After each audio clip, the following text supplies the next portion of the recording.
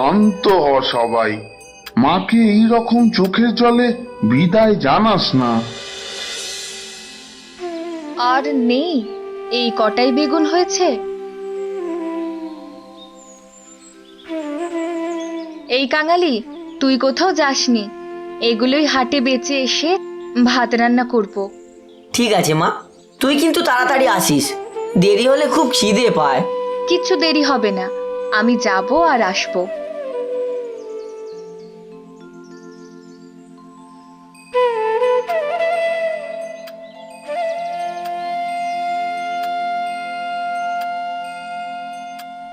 যাব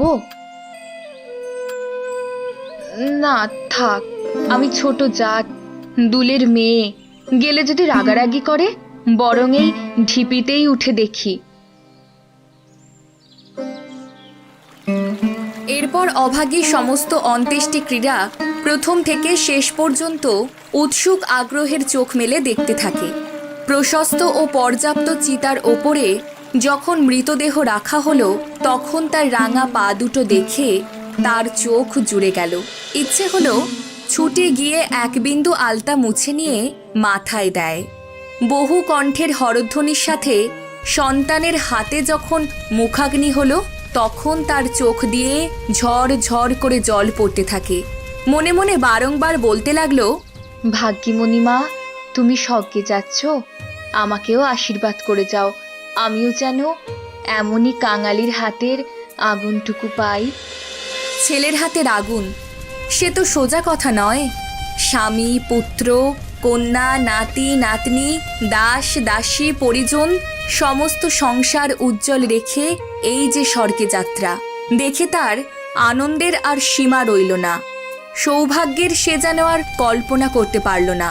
সেই চিতার মধ্যে থেকে ওঠা ধোঁয়ার মধ্যে দেখতে পায় ছোট একখানি রথের চেহারা যেন স্পষ্ট দেখতে পেল। গায়ে তার কত না ছবি আঁকা, চূড়ায় তার কত না লতাপাতা জড়ানো, ভিতরে কে যেন বসে আছে। মুখ তার চেনা যায় না, কিন্তু সিঁথিতে তার সিঁদুরের রেখা, পা দুটো আলতায় রাঙানো। উপরের দিকে তাকিয়ে থাকতে থাকতে কাঙালির মায়ের চোখ দুটো থেকে জল পড়তে থাকে। হেতায় তুই দাঁড়িয়ে আছিস মা, ভাত রাঁধবি নে? রাতবক্ষণ রে, দেখ দেখ বাবা, বামুন মা ওই রথে চড়ে স্বর্গে যাচ্ছে। কই, তুই খেপেছিস? ও তো ধোঁয়া, বেলা দুপুর বাজে, আমার খিদে পায় না বুঝি?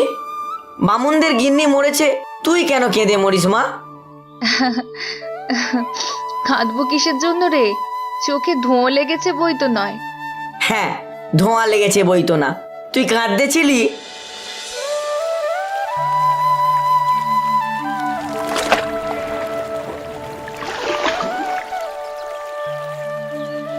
এই অভাগী কিভাবে অভাগী হয়ে উঠল তার ইতিহাসটা একটু বলি। কাঙালির মার জীবনের ইতিহাস ছোট, কিন্তু সেই ছোট কাঙাল জীবনটুকু বিধাতার চরম দুঃখ যেন পর পর সাজিয়ে রেখেছে। তাকে জন্ম দিতে গিয়ে মা মারা গিয়েছিল। তার বাপ রাগ করে নাম দিল অভাগী। মা নেই, বাপ নদীতে মাছ ধরে বেড়ায়, তার না আছে দিন না আছে রাত। তবু যে কি করে ক্ষুদ্র অভাগী একদিন কাঙালির মা হতে বেঁচে থাকলো, সে এক বিস্ময়ের বস্তু। ঘটনাক্রমে যার সঙ্গে বিয়ে হলো তার নাম রসিক বাঘ। বাঘের অন্য বাঘিনী ছিল, তাকে নিয়ে সে অন্য গ্রামে উঠে গেল। অভাগী তার অভাগ্য ও শিশুপুত্র কাঙালিকে নিয়ে গ্রামেই পড়ে থাকলো। তার সেই কাঙালি বড় হয়ে আজ 15ই পা দিয়েছে, সবেমাত্র বেতের কাজ শিখতে আরম্ভ করেছে। অভাগীর আশা হয়েছে আরও বছরখানেক অভাগ্যের সাথে জুঝতে পারলে দুঃখ ঘুচবে। এই দুঃখ যে কি, যিনি দিয়েছেন তিনি ছাড়া আর কেউ জানে না।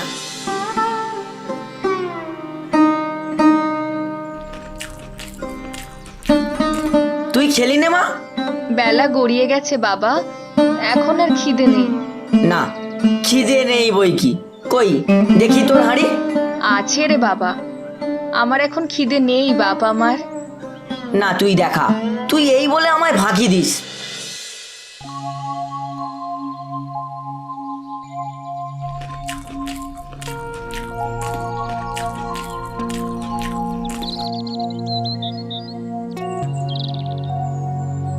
মা, তোর গা গরম কেন? তুই অমন রোদে দাঁড়িয়ে মরা পোড়ানো দেখতে গেলি? কেন আবার নিয়ে এলি? মরা পোড়ানো কি তুই? ছি বাবা, মরা পোড়ানো বলতে নেই, পাপ হয়। সতীলক্ষ্মী মা ঠাকুরন রথে করে স্বর্গে গেলেন। তোর এক কথা মা, রথে চড়ে কেউ নাকি আবার স্বর্গে যায়।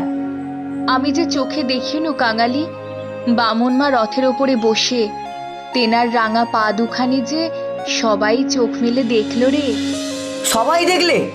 তাহলে হবে হয়তো। সবাই দেখলে। তাহলে তুইও তো মা স্বর্গে যাবি।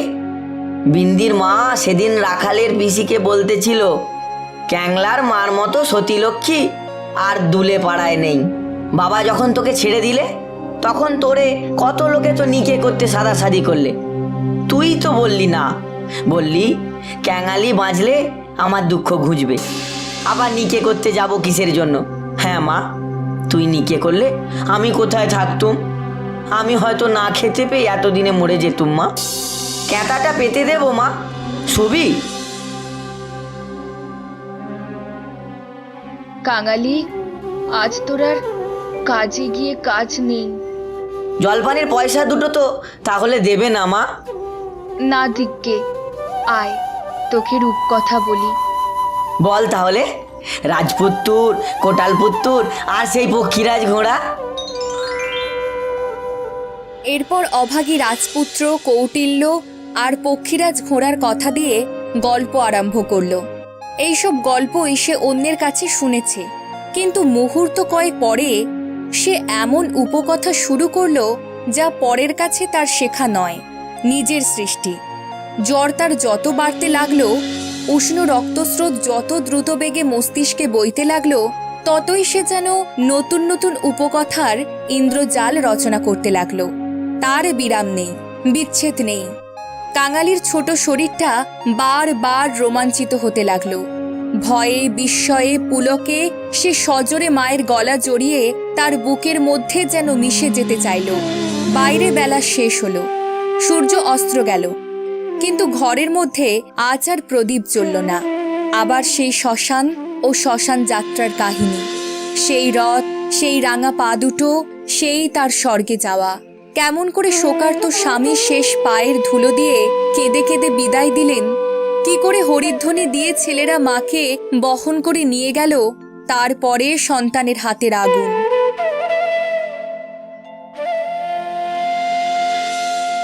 সে আগুন তো আগুন নয় কাঙালি, সে তো হরি। তার আকাশ জোড়া ধুঁয়ো নয় বাবা, সে তো স্বর্গের রথ। কাঙালি চরণ বাবা আমার। কেন মা? তোর হাতের আগুন যদি পাই বাবা, বামুন মার মতো আমিও স্বর্গে যেতে পাবো। যা, বলতে নেই।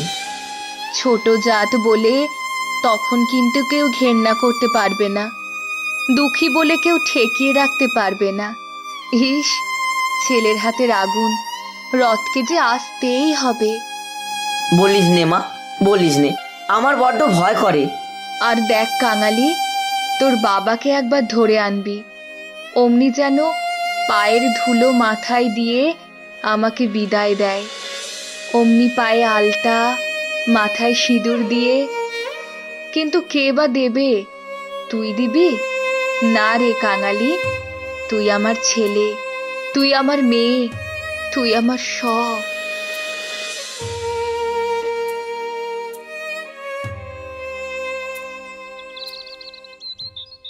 পরের দিন অভাগীর শরীরটা এতটাই খারাপ হলো যে একেবারে যায় যায় অবস্থা। গ্রামে কবিরাজ ছিল না, ভিন্ন গ্রামে তার বাস। কাঙালি গিয়ে কান্নাকাটি শুরু করলো, হাতে পায়ে পড়ল, শেষে ঘটি বাঁধা দিয়ে তাকে এক একটা প্রণামী দিল। তিনি আসলেন না, গোটা চারেক বড়ি দিলেন।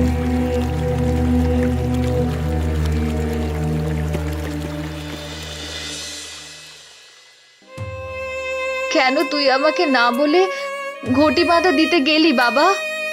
ভালো হইতো এতেই হব। বাগদি দুলের ঘরে কেউ কখনো ওষুধ খেয়ে বাঁচে না। এইভাবে 2-3 দিন এমনি গেল।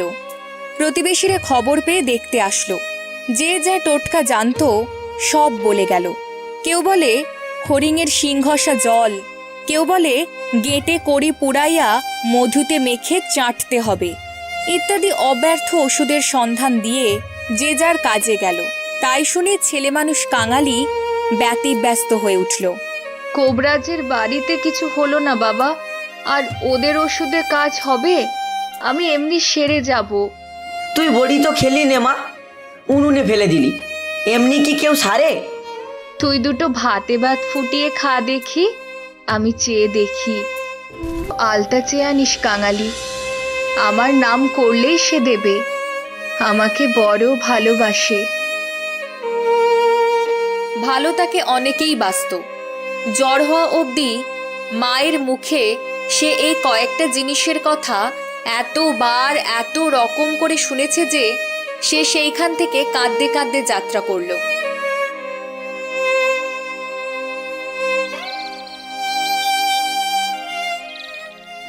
মাগো, বাবা এসেছে, পায়ের ধুলো নিবি যে? দাও বাবা, দাও একটু পায়ের ধুলো দাও। এমন সতী লক্ষ্মী বামুন কায়েতের ঘরে না জন্মে ও আমাদের দুলে ঘরে জন্মালে কেন? এইবার ওর একটু গতি করে দাও বাবা। ক্যাংলার হাতের আগুনের লোভে বুঝি প্রাণটা দিলে। সেদিন দিনের বেলাটা কাটলো, প্রথম রাতটাও কাটলো। কি জানি এত ছোট জাতের জন্যও স্বর্গে রথের ব্যবস্থা আছে কিনা, কিংবা অন্ধকার পায়ে হাঁটিয়াই তাদের রওনা হইতে হয়। কিন্তু এটা গাছ দারোয়ানজি, বাবাকে খামোখা তুমি মারলে কেন? হিন্দুস্তানি দারোয়ান তাকেও একটা অশ্রাব্য গালাগালি দিয়ে মারতে গেল, কিন্তু সে কাঙালি তার মায়ের মৃতদেহ স্পর্শ করে বসেছিল, তাই অশৌচের ভয়ে তার গায়ে হাত দিল না। হাঁকাহাঁকিতে একটা ভিড় জমে উঠল। কেউই অস্বীকার করল না যে বিনা অনুমতিতে রসিকের গাছ কাটতে যাওয়াটা ভালো হয় না। তারাই আবার দারোয়ানজির হাতে পায়ে পড়তে লাগলো, কারণ অসুখের সময়ে যে কেউ দেখতে এসেছিল কাঙালির মা, তারই হাতে পায়ে ধরে তাহার শেষ অভিলাষ ব্যক্ত করে গেছে। এ সকল চালাকি আমার কাছে খাটবে না।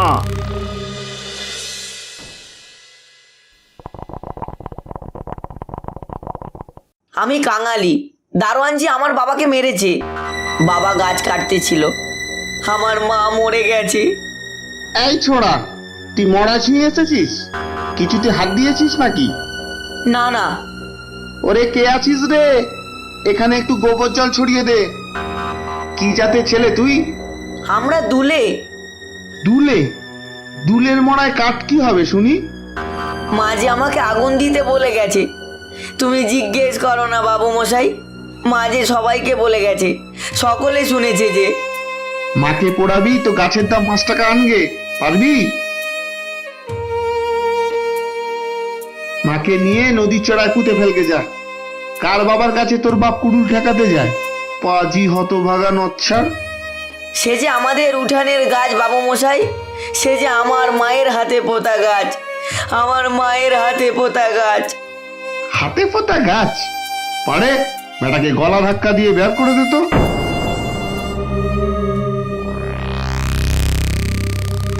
পরেশ, দেখতে হবে বেটার খাজনা বাকি পড়েছে কিনা। থাকে তো জাল টাল কিছু একটা কেড়ে এনে যেন রেখে দেয়, হারামজাদা পালাতে পারে।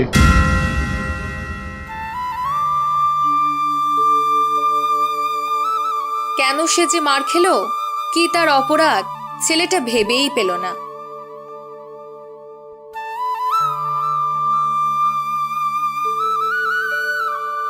ঠাকুর মশাই, আমার মা মরে গেছে। তুই কে? কি চাস তুই? আমি কাঙালি, মা বলে গেছে তেনাকে আগুন দিতে। তোদের যেতে কে কবে আবার পোড়ায় রে? যা, মুখে একটু নুড়ো জেলে দিয়ে নদীর চড়ায় মাটি দিয়ে দে। দেখছেন বচ্চাজ মশাই, সব বেটারাই এখন আবার বামুন কায়েত হতে চায়।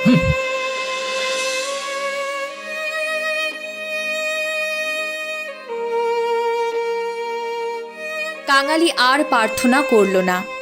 এই ঘন্টা দুয়েকের অভিজ্ঞতায় সংসারে সে যেন একেবারে বুড়ো হয়ে গেছে। নিঃশব্দে ধীরে ধীরে তার মায়ের কাছে গিয়ে উপস্থিত হলো। নদীর চরে গর্ত খুঁড়িয়া অভাগীকে শোয়ানো হলো। রাখালের মা কাঙালির হাতে একটা খড়ের আঁটি জ্বালিয়ে দিয়ে তারই হাত ধরে মায়ের মুখে স্পর্শ করে ফেলে দিল। তারপরে সকলে মিলে মাটি চাপা দিয়ে কাঙালির মায়ের শেষ চিহ্ন বিলুপ্ত করে দিল। সবাই সকল কাজে ব্যস্ত, শুধু সেই পোড়া খড়ের আঁটি থেকে যে স্বল্প ধোঁয়াটুকু ঘুরে ঘুরে আকাশে উঠছিল তারই প্রতি কাঙালি এক দৃষ্টিতে স্তব্ধ হয়ে চেয়েছিল।